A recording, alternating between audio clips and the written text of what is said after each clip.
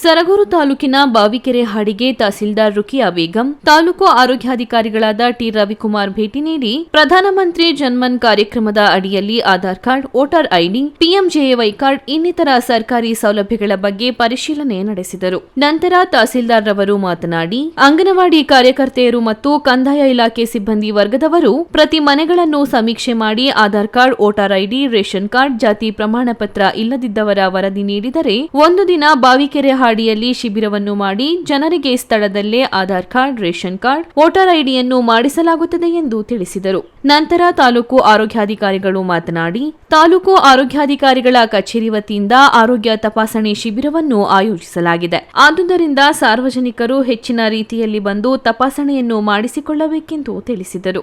ಈ ಸಂದರ್ಭದಲ್ಲಿ ಆರೋಗ್ಯ ಇಲಾಖೆ ಸಿಬ್ಬಂದಿ ವರ್ಗದವರು ಹಾಗೂ ಸಾರ್ವಜನಿಕರು ಉಪಸ್ಥಿತರಿದ್ದರು.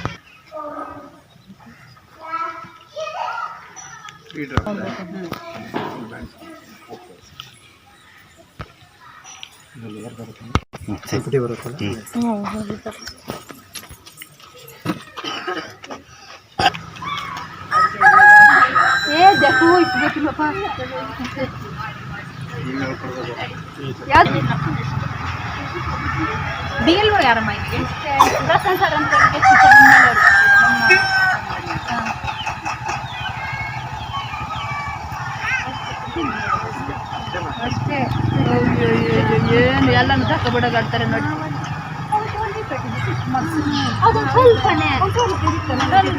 ಇವತ್ತು ಮುಗಿಸ್ಬೇಕಲ್ಲ, ಇವತ್ತು ಮುಗಿಸ್ಬೇಕಲ್ಲ. ಆಶಾ ಎಲ್ಲ ಇಲ್ಲೇ ಇಲ್ಲ.